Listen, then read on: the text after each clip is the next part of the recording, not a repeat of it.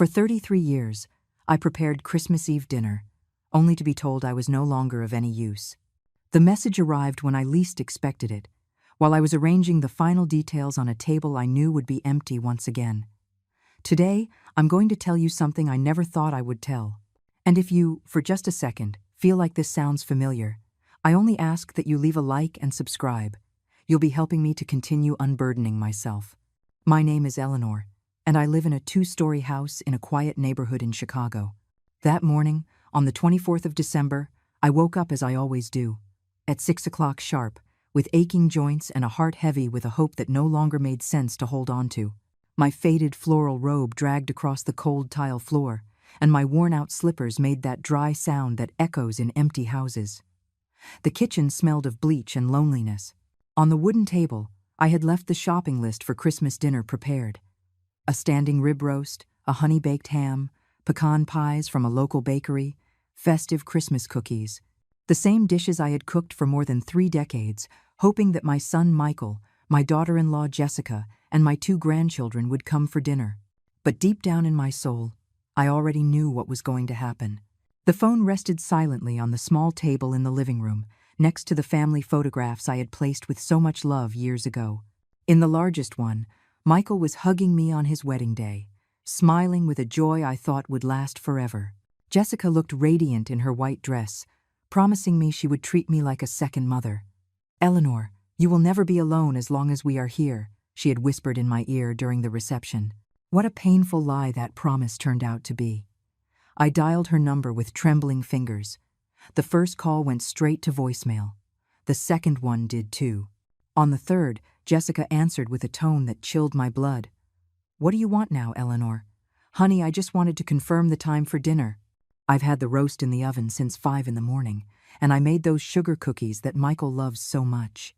Look, I told you last year and the year before, we're not coming. You've already lived your life. Now let us live ours in peace. We have dinner at my parents' house, where there's a real family atmosphere.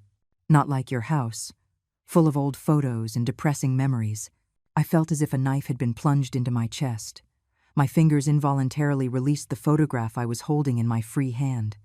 The glass shattered against the tile floor. "But, Jessica, they're my grandchildren. It's Christmas Eve. I just want to see them." "Your grandchildren are fine without the dramatic grandmother who's always crying and complaining about everything. Caleb and Chloe need joy, not pity, and Michael agrees with me. He's tired of your melodramas too. Is Michael there? Can I speak with him?" An eternal silence. Then, my son's harsh voice. "Mom, that's enough. Every year, it's the same story. Jessica is right. You've always been so intense, so smothering. We need our space. Besides, my kids need to grow up without emotional baggage. Your house smells old. It smells like sadness. That's not the environment we want for them." The words of my own son pierced me like broken glass. Your house smells old. It smells like sadness. The house where he had grown up, where he had played catch in the backyard, where he had cried when his hamster died, where he had brought Jessica for the first time to introduce her as his girlfriend. "Michael, I'm your mother, and I'm a father now. My responsibility is to my family. You've served your purpose. Now it's time to rest." He hung up. I stood motionless, holding the receiver to my ear, listening to the intermittent dial tone that confirmed the connection had been cut. Just as every real bond with the family I had created, nurtured, and loved for 47 years had been cut, the roast was burning in the oven. The smell of scorched meat mixed with the cinnamon aroma of the Christmas sweets I had prepared the night before. I walked to the kitchen like a ghost, turned off the oven, and took out the pan. The skin on the roast was black, completely ruined, just like my hope. I sat on the kitchen floor, surrounded by the pieces of the broken frame, and for the first time in years, I didn't cry. I had no more tears to shed. There was only emptiness, a black hole where the heart of a mother and grandmother used to beat. In that terrible stillness, I began to remember. I remembered the sleepless nights when Michael had a fever as a child. I remembered the loans I took out to pay for his engineering degree. I remembered the $50,000 I took from my savings to help them with the down payment on their condo in Lincoln Park. I remembered the afternoons I spent watching Caleb and Chloe when they were babies so Jessica could go back to work. Above all, I remembered the last 33 Christmases, eating alone, waiting for a call that never came, a text that was never sent, a visit that never materialized. As I sat on the cold floor, surrounded by broken glass and broken dreams, something began to change inside of me. A small seed, barely perceptible, but real. For the first time in decades, I wasn't blaming myself. I wasn't asking myself what I had done wrong to deserve this abandonment. Instead, I was asking myself something completely different. Why had I allowed them to treat me like this for so long? Outside, the bells of St. James Church began to ring, announcing that Christmas Eve had officially arrived. Neighbors greeted each other on the street, loaded with gifts and smiles. Children ran in their new coats, and families headed toward houses where tables full of love and hot food awaited them. I was still sitting in my empty kitchen, but something was being born inside me, something that had been waiting 33 years to awaken. That night, I couldn't sleep. I lay awake in the master bed I had shared with my husband, Arthur, for 20 years, staring at the water stains on the ceiling that I had never dared to fix because I had to save for the grandchildren's expenses. The heat was on low, as always, because every dollar I didn't spend on myself was a dollar I could send to Michael's account when he asked for help. And boy, had he asked for help over the years. I closed my eyes, and the images came like a painful avalanche. I remembered that February morning in 2010, when Michael showed up at my door with red eyes and a crumpled paper in his hand. It was a foreclosure notice. His consulting firm had just gone bankrupt, and he had co-signed a personal loan for $80,000. "Mom, I'm going to lose everything," he had cried like a child who had fallen off his bike. "Jessica is pregnant with Caleb. We can't end up on the street. Only you can help me." I didn't have $80,000, but I had the house. I mortgaged it without a second thought, putting it up as collateral so the bank would lend my son the money. Arthur had died 3 years earlier, and that house was the only thing I had left of him. But what was an empty house compared to the happiness of my only son? "I'll pay you back, Mom. I swear." In 2 years, tops, he had promised as he signed the papers that turned my home into a mortgaged property. 14 years had passed. The mortgage was still not fully paid off. But it wasn't just that. In 2012, when Chloe was born, Jessica had come to see me with that charming smile she knew how to put on when she needed something. "Eleanor, dear, we need your help again. The kids need to go to a good, private school. It costs $800 a month each, but it's an investment in their future. You understand, right? As a grandmother, you want the best for them. $800 for each grandchild. $1,600 a month. My widow's pension was $950 monthly. I had to find a job cleaning offices at night, at the age of 62, to supplement the expenses.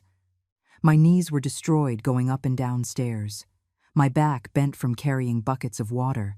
But every month, I punctually transferred that $1,600 so Caleb and Chloe could go to the best school in the area. "It's temporary, Eleanor," Jessica would tell me every time I mentioned how hard it was to keep up that pace. "Michael is going to get a promotion soon, and then we'll be able to handle it ourselves." The promotion never came. Or it came, but there were always new expenses. The school uniforms, the private English lessons, the extracurricular activities, summer camp on the East Coast, always something more. I sat up in bed and walked to Arthur's desk, where I kept all the receipts and transfer slips in an old shoebox. I opened it with trembling hands and began to do the math.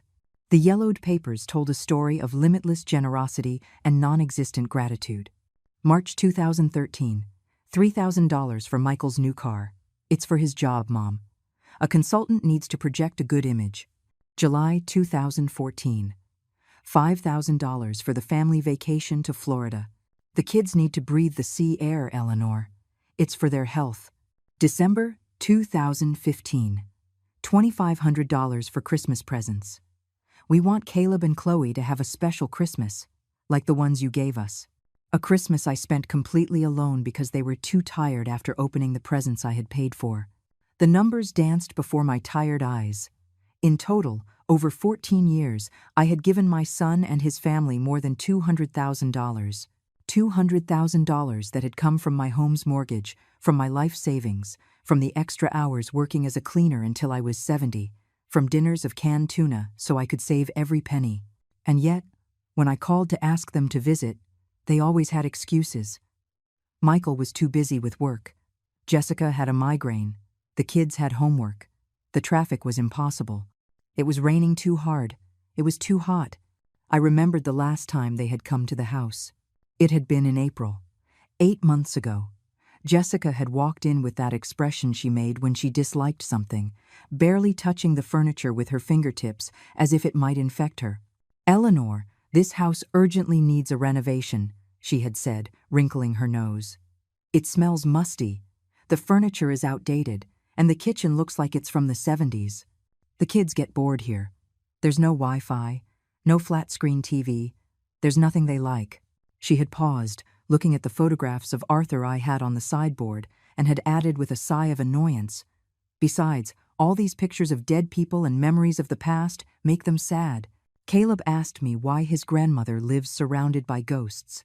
Michael had remained silent, looking at his cell phone, occasionally nodding at his wife's words. When he finally spoke, it was to deliver the final blow. "Mom, maybe you should think about selling this house and moving into a nursing home. You'd have more company, you'd be with people your own age, and we wouldn't have to worry about you constantly." Worry about me? When had they shown the slightest concern for my well-being, my loneliness, my health? That visit had lasted exactly 45 minutes. They had left after a quick coffee, taking the honey-baked ham I had bought especially for them. Caleb, who was 13 at the time, had come over to say goodbye and had whispered in my ear, "Grandma, why does Mom say your house smells weird?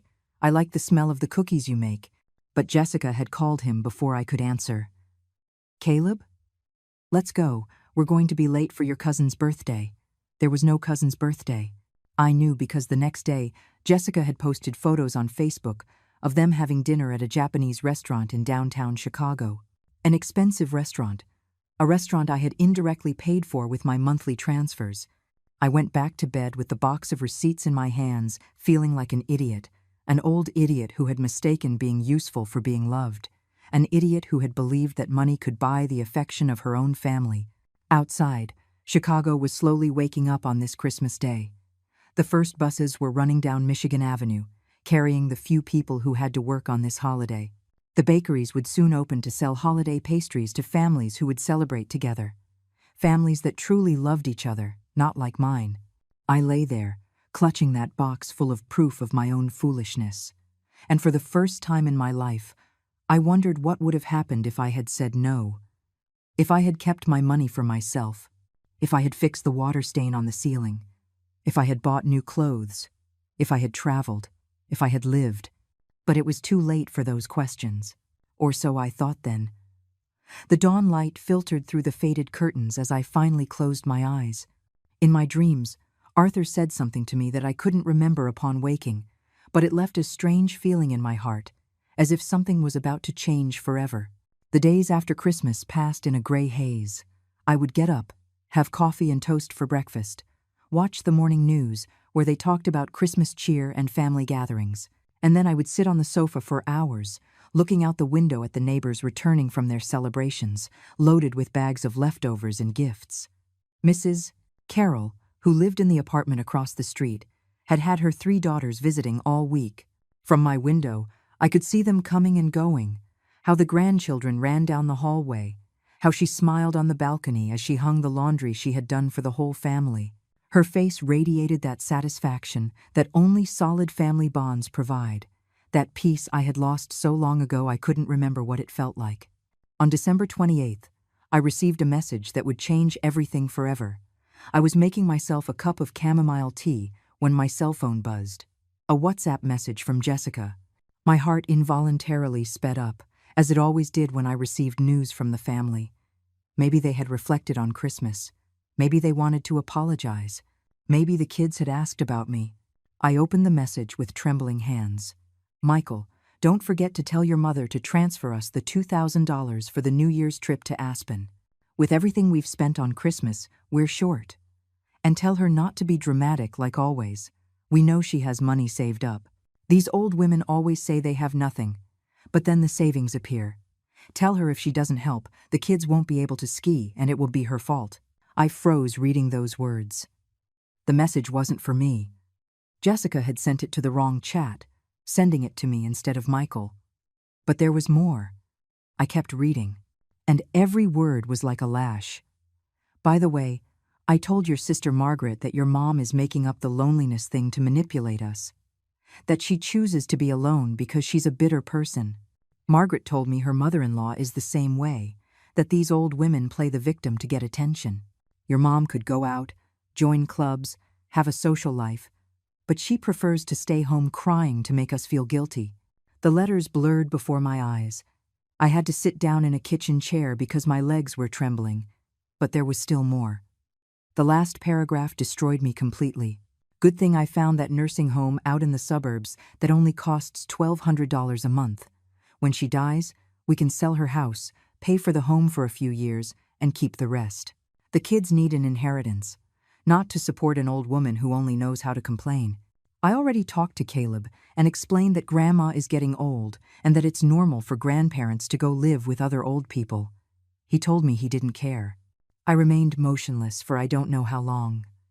The chamomile tea grew cold in the cup without me noticing. The words echoed in my head like a nightmare. When she dies, only knows how to complain. He didn't care. My own daughter-in-law had spoken to my 13-year-old grandson about my death, as if it were something desirable, planned, a solution to their financial problems. She had calculated how much it would cost to get rid of me and how much money they would have left over. And Caleb, my beloved grandson, whom I had cared for as a baby, whom I had taken to Lincoln Park hundreds of afternoons, for whom I had bought all his school books and uniforms, had replied that he didn't care if they locked me away in a home. He didn't care. I reread the message once, twice, 3 times, hoping I had misunderstood, but the words were there, crystal clear, brutal in their honesty. It wasn't a message written in anger. It was a calculated conversation, a cold planning of my future without consulting me, without considering me, without caring what I felt or wanted. This old woman, they had called me, as if I were no longer Eleanor, as if I were no longer a person with a name and feelings, just an annoying obstacle to be moved out of the way. The phone fell from my hands and crashed onto the kitchen floor. The screen spiderwebbed with cracks, but it kept working like me, broken, but still functional. I stood up slowly and walked to the mirror in the entryway. The woman looking back at me was 75 years old, with deep wrinkles around her eyes, gray hair pulled back in a simple bun, the comfortable but disheveled clothes of someone who has stopped taking care of herself because no one is looking. She was a woman who had aged serving others, giving herself to others, sacrificing for others, and others had discarded her like an old piece of furniture that was no longer useful. But in that moment, looking at myself in the mirror, something shifted inside me. It wasn't a sudden or dramatic transformation. It was like tightening a nut that has been loose for years. Suddenly, it clicks and stays in place.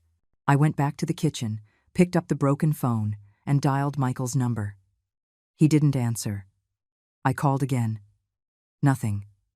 On the 3rd call, he picked up, his voice irritated. "What is it, Mom? I'm in an important meeting." I received a message from Jessica that wasn't for me, I said with a calmness that surprised even myself. There was a long silence. Too long. "I don't know what you're talking about," he finally muttered, but there was panic in his voice. "I know about the nursing home in the suburbs. I know about selling my house when I die. I know you told Caleb that he didn't care if they put me away." Another silence. Then his voice changed. It became aggressive, defensive. "Mom, don't be so dramatic. Jessica was just thinking about your well-being. You can't keep living alone, and we can't be constantly looking after you. A nursing home would be best for everyone. Best for everyone, or most convenient for you? Mom, please, don't turn this into a Greek tragedy. You're old, you need care, and we have our own responsibilities. The kids, work, the mortgage. The mortgage I had been paying for years. The children I had been supporting. The job he had saved with my money. And the $2,000 for Aspen? I asked. He was quiet again. When he spoke, his voice was different, cold, like like Jessica's. Mom, if you don't want to help us, just say so. But don't make us feel guilty for living our lives. We've done enough for you. Enough for me? Yes, enough. We call you when we can. We visit when we have time. Not all children do that. You should be grateful, instead of constantly complaining. He hung up. I stood there in the kitchen, the cracked phone in my hand, and for the first time in 33 years of abandonment and humiliation, I didn't cry. I didn't blame myself. I didn't make excuses for their behavior. Instead, I walked to the living room and sat in Arthur's armchair. I looked at the family photos that Jessica said depressed the children, the memories she considered ghosts of the past. And then I made a decision that would change everything. I opened the drawer where I kept my address book and looked for a number I hadn't dialed in years. My sister-in-law, Margaret's, Arthur's sister, who lived in Denver. Margaret, who had lost touch with me when Arthur died, but had always been a strong, independent woman. I called her. Eleanor? What a surprise. How are you? For the first time in decades, I decided to tell the whole truth. Margaret listened in silence for 40 minutes. I told her everything. The 33 lonely Christmases. The $200,000 I had given Michael, Jessica's mistaken message. The phone call where my son had hung up on me. When I finished, there was a long silence on the other end of the line. Eleanor, for God's sake, she finally murmured. How could you put up with that for so long? Because they're my family, Margaret. They're all I have left of Arthur. No, Eleanor. All you have left of Arthur is yourself. And that strong woman I knew years ago. The one who worked at the textile mill and raised Michael on her own when Arthur was working night shifts at the hospital. That Eleanor would never have let herself be walked all over like this. Her words hurt because they were true. There was a previous Eleanor, a woman who made decisions, who knew how to say no, who had dignity. When had that version of me disappeared? What do I do now, Margaret? I don't even know who I am anymore. Tomorrow, you get on a flight and come to Denver to stay with me. You need to get away from that toxic situation and think clearly. You have my home, my couch, and all the time in the world to decide what to do with the rest of your life. But I didn't have to wait until the next day for my family to react. 2 hours after hanging up with Margaret, the calls started. The first was from Michael, with a syrupy voice I hadn't heard in years. Mom, forgive me for how I spoke to you earlier. I've been so stressed with work. You know how it is this time of year. Jessica explained the message to me. It was a misunderstanding. She was joking with her sister. You know how she is. Always exaggerating when she talks. Joking about putting me in a nursing home and taking my inheritance? Mom, please, don't see it that way. Jessica loves you very much. She just doesn't express herself well sometimes. Look, why don't you come over for dinner tomorrow? We'll make that lasagna you love, and we can talk everything out calmly. It was the first invitation I had received in 8 months. What a coincidence that it arrived right after I discovered their true intentions. No, Michael, I'm not coming. What do you mean you're not coming? Mom, we're family. We talk about these things face to face, not over the phone. Families don't secretly plan to put their mothers in nursing homes. Families don't calculate how much money they'll inherit when their parents die. Mom, you're misinterpreting everything. Jessica was being honest for the first time in years. And so were you. When you told me I had done enough for you, I hung up before he could respond. The second call came an hour later. It was Jessica, and for the first time in years, her voice sounded nervous. Eleanor, dear, there's been a terrible misunderstanding. That message wasn't what it seemed. I was talking to my sister about her mother-in-law's situation, not about you. You know how WhatsApp is. Sometimes conversations get mixed up. Jessica, the message clearly said, tell your mother. It talked about my grandchildren, my house, Caleb. Oh, Eleanor, you always take everything the wrong way. Always looking for conflict where there is none. Look, why don't you come over tomorrow and we'll clear everything up? Caleb is asking about you. Caleb, my 13-year-old grandson who, according to her, said he didn't care if they locked me away, was actually asking about me? Because according to your message, he doesn't care what happens to me. Eleanor, Caleb is a teenager. You know how they are. But deep down, he loves you very much. In fact, he asked me to invite you for New Year's Eve. You're lying, Jessica. You lie as naturally as you breathe. There was a tense silence. Then, Jessica's voice changed completely. It became cold, calculating, real. Look, Eleanor, let's be honest. You're old. You live alone and you need help. We have our own responsibilities, and we can't be constantly looking after an old woman who complains all the time. A nursing home would be the best thing for everyone. You would be cared for. We could live in peace. And the children wouldn't have to carry the guilt of a depressive grandmother. And you two could keep my house. Your house needs over $50,000 in renovations. Frankly, it's more of a burden than a benefit. But yes, if you weren't here, we could sell it and use the money for the children's future. Don't you think that's more useful than maintaining an empty house for a woman who won't be living much longer? Her words cut through me like blades. A woman who won't be living much longer. She spoke of me as if I were already dead. You're a monster, Jessica. I'm practical, Eleanor, and you should be too. Stop clinging to a life that no longer makes sense and allow your family to move on. This time, she was the one who hung up. I was left trembling on the couch, the phone in my hand. In less than 3 hours, I had seen the two faces of my family.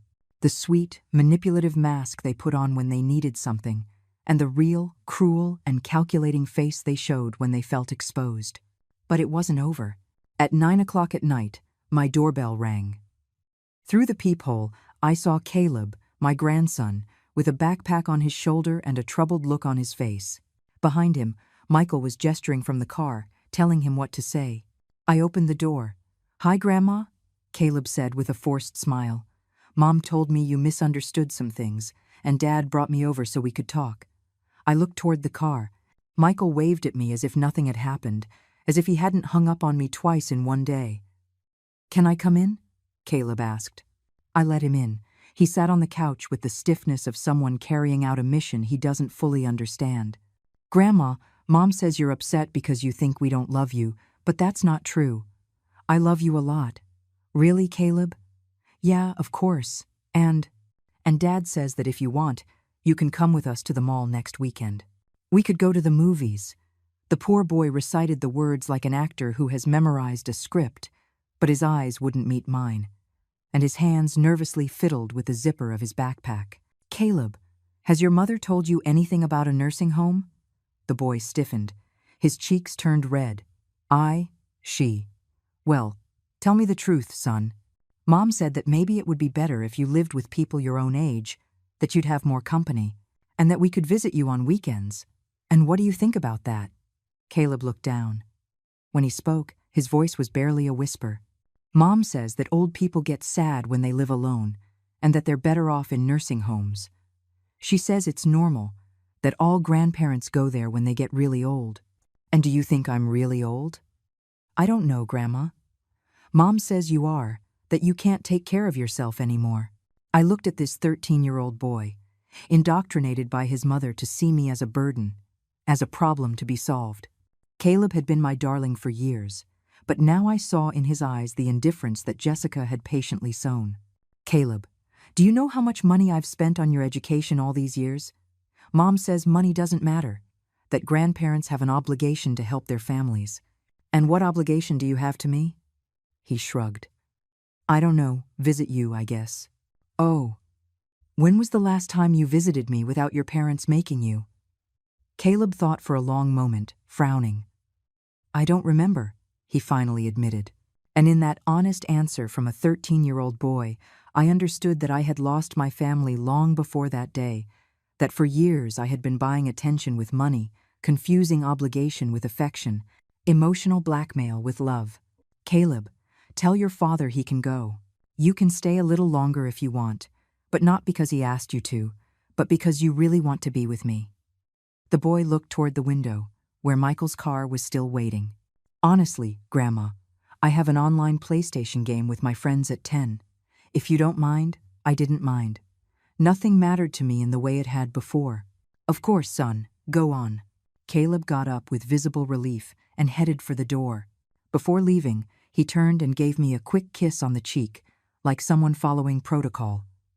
"See you later, Grandma." "See you later, Caleb." I watched him get into the car and drive away with his father. I closed the door and leaned against it, processing what had just happened. In a single day, I had seen the whole truth. My family had shown me, without their masks, who they really were and what place I held in their lives. I was not the beloved grandmother, nor the respected mother, nor the woman who deserved dignity. I was a walking bank account, an obstacle between them and my inheritance, a nuisance to be managed as efficiently as possible. But I had also discovered something more important, that I was no longer afraid to see them for who they were. And that, surprisingly, made me feel free for the first time in decades. That night, I slept for 7 hours straight for the first time in years. I didn't wake up at 3 in the morning, worrying if Michael might need money for some unforeseen expense. I didn't get up at 5 thinking about what I could cook to tempt them to visit. I didn't spend the night replaying conversations I never had, imagining ways to win back an affection that never existed. I woke up at 8:30 in the morning on December 30th with a strange feeling in my chest. It took me a few minutes to identify it. Peace. A deep sense of peace. Like when you finally stop fighting a current that's dragging you under and decide to swim in another direction. I got up.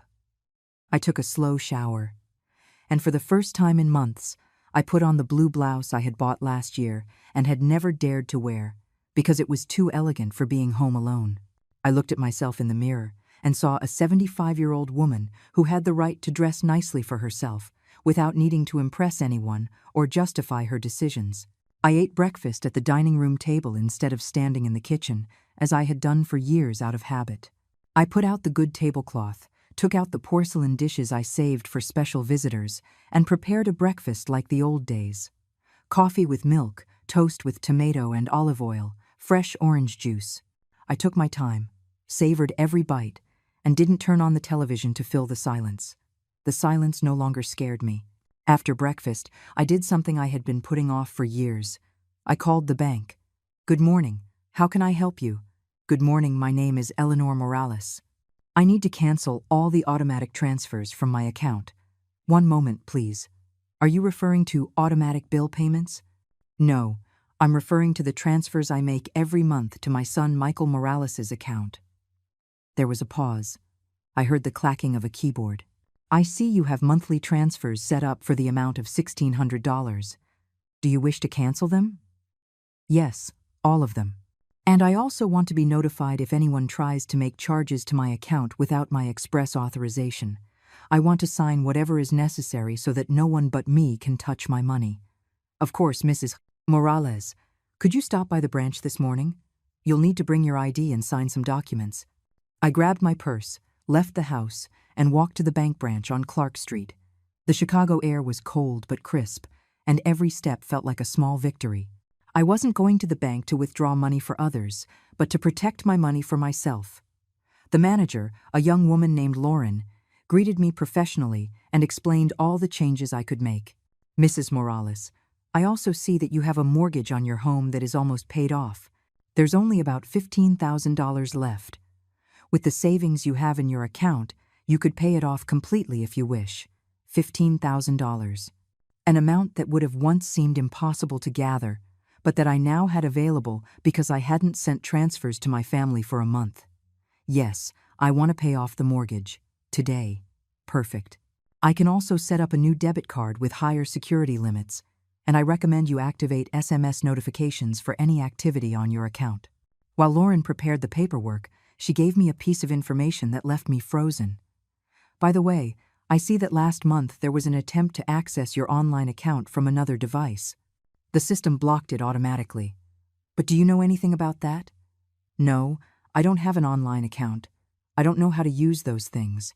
Someone tried to access it using your personal information. Probably someone who knows your social security number and other basic details. Have you shared that information with any family members?" "Michael." Of course, it was Michael. He had tried to get into my online bank account to see exactly how much money I had, or worse, to make transfers without me noticing. "Yes, I know who it was," I murmured. "Can you do anything to prevent it?" "It's already been done. We've changed all your security credentials and set up a two-factor authentication system. No one will be able to access it without you personally authorizing each transaction." I left the bank feeling like a different woman. For the first time in years, my money was truly mine. My house was completely mine, and my decisions were exclusively mine. On the way home, I stopped at the Green City Market. It had been months since I'd gone, having fallen into the routine of buying only the essentials at the supermarket next door. But that day I wanted good tomatoes, real prosciutto, artisanal olives, and a sharp cheddar cheese. "For how many people, beautiful?" the man at the deli counter asked me. "For one," I replied without shame. "For me, that's great. A woman who takes care of herself. I like to see that." I bought ingredients to make myself a real dinner, not a survival meal. I bought flowers for the living room table. I bought a bottle of red wine because I felt like having a glass with dinner and didn't have to explain myself to anyone. When I got home, the bags were heavy, but it was a pleasant weight. The weight of having chosen, of having indulged, of having decided to give myself the luxury of eating well without guilt. I put the flowers in a vase that had been stored in a closet for years. The living room was instantly transformed. It was no longer the sad room of an abandoned woman, but the welcoming space of a woman who had decided to take care of herself. At 2 p.m, the phone rang. "Michael." "Mom, I just spoke with the bank. They told me you canceled the transfers." "That's right. May I ask why?" "Do you know that Caleb starts the new term in 2 weeks and needs new books? Caleb and his books are his parents' responsibility, not mine." "Mom, you can't do this. What's going to happen with the school? With the house expenses?" "I don't know, Michael. It's not my problem anymore." "Of course it's your problem. We're your family. My family planned a future for me in a nursing home without consulting me. My family calculated how much money they would inherit when I died. My family told my grandson it didn't matter if they locked me away because it was normal for old grandparents to disappear." "Mom, that was a misunderstanding." "No, Michael. It was the truth. For the first time in years, someone told me the truth about what you think of me. So what are we supposed to do now? How are we going to pay for private school? You can send the kids to a public school.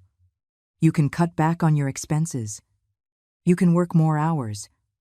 You can do what the rest of normal people do. Live within your means." "Mom, don't be cruel. Jessica is pregnant again. She can't work more hours." Jessica was pregnant. Another mouth to feed. Another child I would have to support while they took the credit for being parents. "Congratulations," I said in a completely neutral voice. "I hope you'll be very happy with your third child." "Is that all you're going to say? Your new granddaughter or grandson will need things. Will have more expenses." "Not will have. You'll have." I am no longer part of that equation. "Mom, please, reconsider. You know we love you, but we need your help. You need me. You don't love me."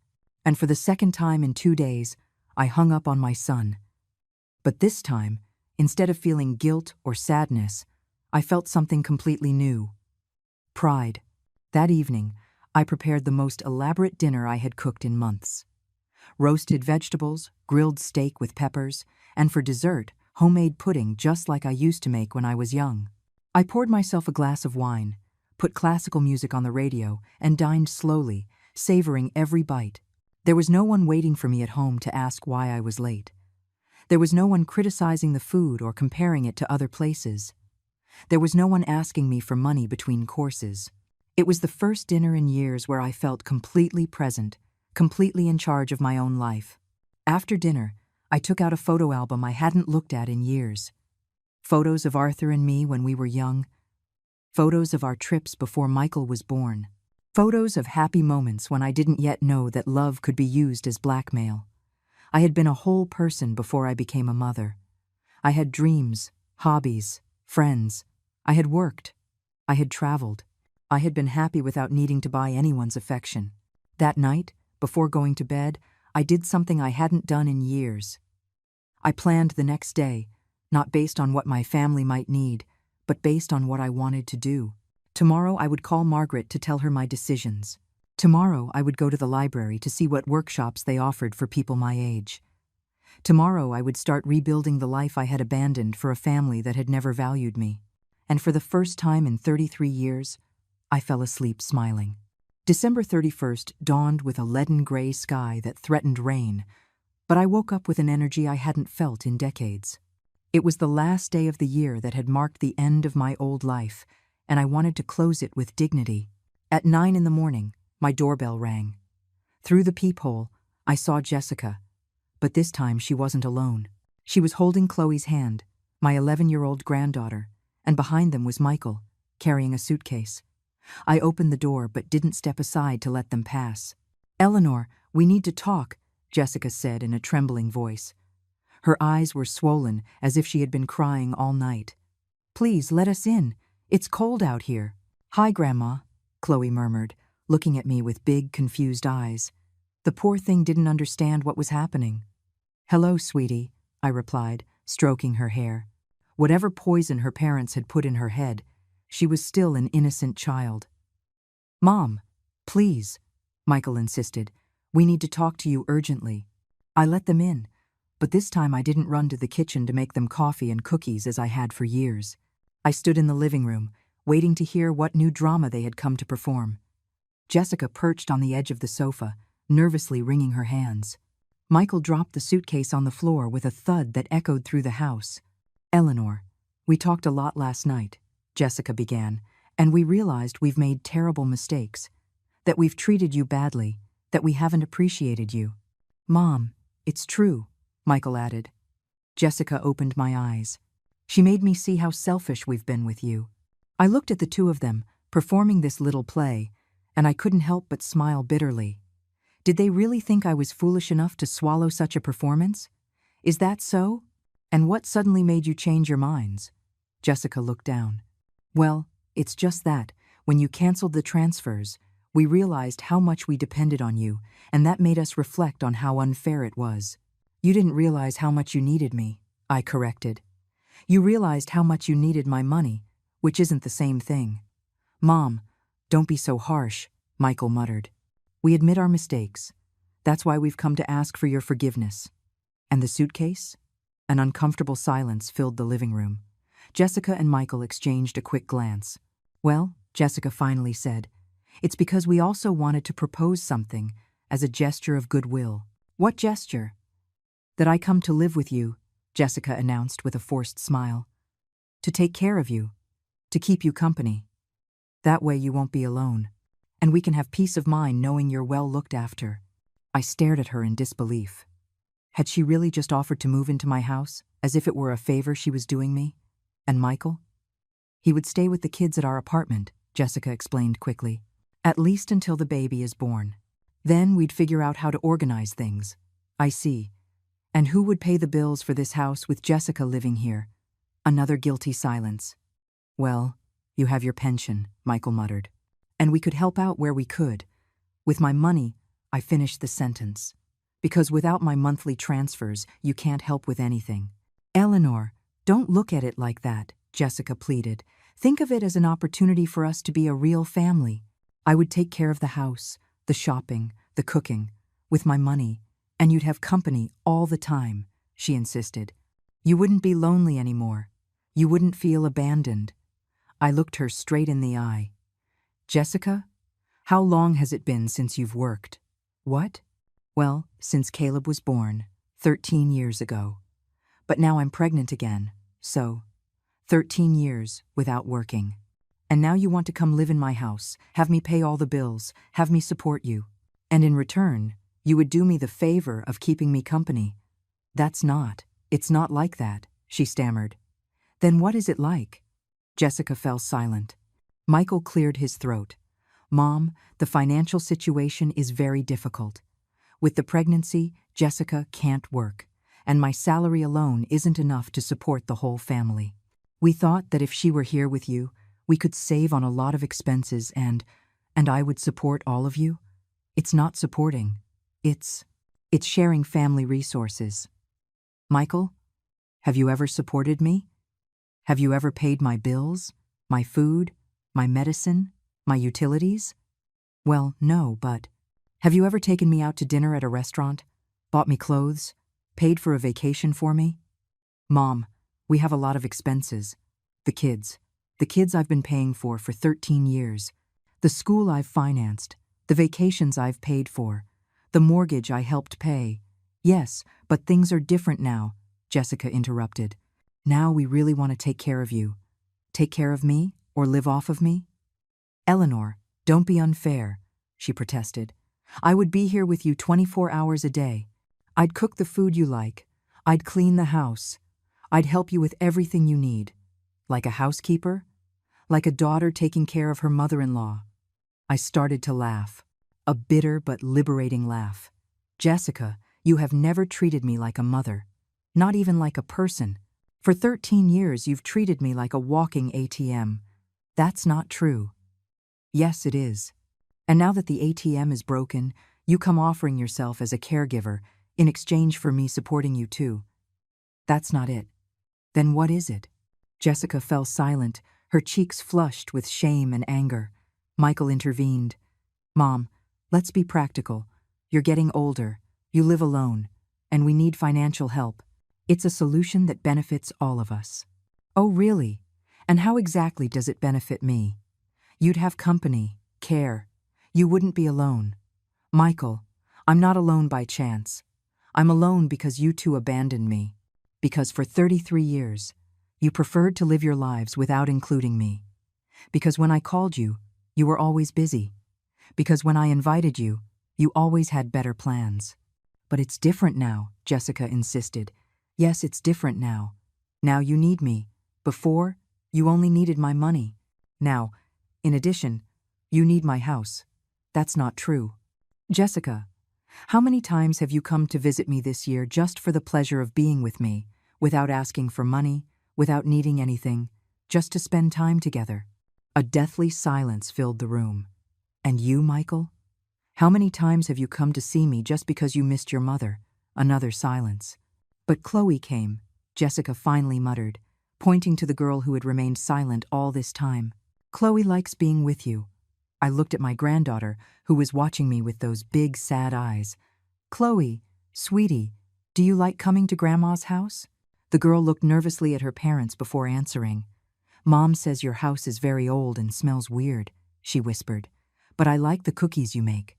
Jessica turned red. Chloe, don't say that. It's okay, I told the girl. You can tell the truth. Mom also says you're very dramatic and always complain about everything. But I don't think that. And what do you think?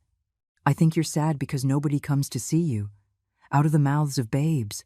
Chloe had summarized in one sentence what her parents refused to acknowledge. You're right, sweetie. I have been very sad for many years. And you're not sad anymore? Now I'm starting to feel better. Jessica stood up abruptly. Eleanor, we need an answer. Are you going to help us or not? I looked at her with all the calm in the world. No. What do you mean, no? I am not going to support you. You are not coming to live in my house. I am not going to keep paying your bills. I am not going to continue being your financial solution. But we're your family, Michael stammered. A family that has treated me like a bank for 13 years. A family that planned to lock me in a nursing home to get my inheritance. A family that told a 13-year-old boy that it doesn't matter if his grandmother disappears. Mom, please? The answer is no, Michael. And it's final. Jessica grabbed the suitcase furiously. You're a selfish person. We offer to take care of you, and you refuse it. You're going to die alone and bitter. I'd rather die alone and in peace than live accompanied and exploited. She stormed toward the door like a fury. But before leaving, she turned to throw one last dart at me. Don't expect us to call you again. It's over. We gave you one last chance. Perfect, I replied with a smile. It was exactly what I had been waiting to hear. They left, slamming the door. Chloe looked back at me over her shoulder sadly before Jessica dragged her down the stairs. I was left alone in my living room, surrounded by a silence that, for the first time in years, didn't scare me. It was the silence of freedom. That night, as Chicago celebrated the arrival of the new year with fireworks and chimes, I toasted to myself with a glass of sparkling wine. For the first time in my life, I was completely alone on New Year's Eve. And for the first time in my life, it didn't hurt. It was the beginning of everything. The first days of January passed with a tranquility that felt strange but comforting. On January 2nd, keeping the promise I had made to myself, I called Margaret to tell her everything that had happened since our last conversation. "Eleanor, I can't believe it," she murmured after hearing the whole story. "They offered to have Jessica move in with you so you could support her." That's the height of cynicism. The worst part is that for a second, I actually considered if it would be better to accept, I admitted. The habit of giving in is very strong. But you didn't give in. That's what's important. No, not this time. And how do you feel now? I thought before answering. How did I feel? It was hard to explain. I feel empty, but in a good way, like when you clean out a closet full of old things you don't use. At first it seems too empty, but then you realize you have space for new things. Exactly. And now you have to fill that space with things you actually want. That same afternoon, I went to the public library. I hadn't set foot in one in over 10 years, since before Caleb and Chloe were born, and I became the family's official financial grandmother. The librarian, a mature woman with graying hair and a kind smile, greeted me enthusiastically when I explained that I wanted to find out about activities for people my age. How wonderful. "We have so many options," she said, pulling several brochures from a drawer. "A book club on Tuesday afternoons, a memory workshop on Thursdays, a basic computer class for seniors, an urban hiking group that meets every Saturday." As she spoke, I looked around. There were people of all ages reading, studying, browsing the internet. A group of older women were looking at cookbooks and laughing softly. 2 men were playing chess at a table by the window. It was an atmosphere of productive calm, of people doing things for the simple pleasure of doing them. "Can I sign up for several activities?" "Of course." "In fact, I recommend you start with the book club. They meet tomorrow afternoon, and they're a very welcoming group. They're always delighted to have new members." I left the library with 5 brochures in my hand and a sense of anticipation I hadn't felt in years. I had appointments with myself, places to go that weren't the supermarket or the pharmacy, new people to meet who didn't know my story of family abandonment. On Tuesday afternoon, I arrived at the book club 5 minutes early. The chairs were arranged in a circle, and 6 people were already seated, chatting animatedly. A woman with platinum blonde hair and a contagious smile greeted me from across the circle.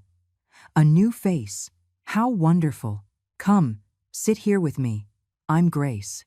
"Eleanor," I introduced myself, taking a seat beside her. "First time at the club?" "First time at any club," I admitted. "I haven't done any social activities in years." "Well, it's great that you've decided to start. This group is fantastic. We've been meeting for 5 years and we're like a little family now." Family. The word gave me a slight shudder, but Grace continued talking, oblivious. "This month we're reading Like Water for Chocolate by Laura Esquivel. Have you read it?" "No, but I'd really like to." "Perfect. I have an extra copy at home. I can lend it to you." For the next 2 hours, I listened to a group of 8 people passionately discuss literature, recipes, family traditions, and the way food can express feelings that words cannot. They didn't talk about money, or family obligations, or who should support whom.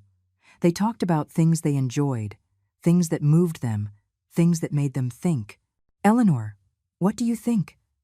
David, a man in his 70s with a white beard and intelligent eyes, suddenly asked me, "Do you think the protagonist had the right to choose her own life, even if it meant breaking with family traditions?" The question caught me off guard. It had been so long since anyone had asked my opinion on anything that it took me a few seconds to respond. I think we all have the right to choose our own lives," I finally said, "even though sometimes it takes a lot of work to realize you have that right." "Exactly," exclaimed Grace. "It took me 60 years to understand that. I was also one of those women who lived to please everyone but themselves. Until one day I decided enough was enough." At the end of the session, Grace walked me to the library door. "Eleanor, it was lovely meeting you. You have a very interesting perspective on things. Thank you. I really enjoyed it too. Would you like to get coffee on Thursday after the memory workshop? You can tell me what you thought of the book. I'd love that." I walked back home feeling light, almost floating. I had spent 2 hours talking with strangers, and it had been one of the best afternoons I could remember in years. No one had asked me for money. No one had criticized my house. No one had implied I was a burdensome nuisance. They had simply valued my opinion and wanted to get to know me better. That night, as I was reading the first pages of Like Water for Chocolate, the phone rang. Michael's number appeared on the screen. I let it ring until it went to voicemail. I had nothing to say to him. 5 minutes later, it rang again. I didn't answer that time either. On the third call, I decided to pick up. "What do you want, Michael?" "Mom, we need to talk." "No, we don't need to talk. I've already said everything I had to say. Mom, please, just listen to me for a moment. Things have gotten very complicated for us. The landlord raised our rent by $300 a month. And without your help, we can't afford it." "And?" "What do you mean, and?" "Mom, we're going to have to move to a cheaper apartment if you don't help us. The kids will have to change schools. They'll lose all their friends." "Michael, how old are you?" 45. "Why? Because you talk like a teenager. You're a 45-year-old man, married, with 2 children, and another on the way. It's your responsibility to solve your financial problems, not mine." "But Mom, you're my mother." "Yes, I'm your mother, not your financial savior. Grandparents have always helped their families. It's normal. What's normal is for parents to support their children until they're adults, not for mothers to support their sons until they die. Mom, please, don't be cruel. We just need you to help with the difference in the rent. It's $300 a month. To you, that's nothing. To me, that's $300 I could spend on myself." "On yourself? What are you going to spend $300 on?" "On whatever I please. On books, on theater, on travel, on new clothes, on restaurants, on all the things I haven't done for years because I was supporting your family." "Mom, that's so selfish." "Selfish. Michael, I have spent over $200,000 on you too over 14 years. I mortgaged my house for you. I worked as a cleaner until I was 70 to pay for your children's school. I have given up having a life of my own to finance yours. And after all that, you have the nerve to call me selfish because I don't want to support you anymore. But we're desperate now. And I was desperate for 33 Christmases, waiting for a call from you that never came. And no one was concerned about my desperation. That's different. No, Michael, it's exactly the same. The difference is that you never put a price on my desperation. Mom, if you don't help us, it will be your fault that your grandchildren suffer." There it was again. The same old emotional blackmail. Guilt as a weapon of manipulation. My grandchildren are going to suffer because their parents don't know how to live within their means. Because you have taught them that there's always someone else who will solve their problems. Because you have given them a life of luxury you couldn't afford. Maybe a little reality will do them good. Maybe they'll learn what it means to value things when they aren't just handed to them. I don't recognize you, Mom. What's happened to you? What's happened is that I've woken up, Michael. What's happened is that after 75 years, I've understood that my life is worth living too. And what about us? What about you? You're adults. Solve your problems like all the other adults in the world. Mom, if you don't help us this time, we're never going to call you again. Perfect. That's exactly what I was hoping to hear. And for the 4th time in a week, I hung up on my son. But this time, instead of feeling sadness or guilt, I felt a sense of power I had never experienced before. For the first time in my life, I had put my own needs before others. For the first time, I had said no without apologizing. I returned to my book and my cup of tea. And I continued to read about a woman who cooked her emotions because she didn't know how to express them any other way. I had already begun to express mine with words, and it felt extraordinarily good.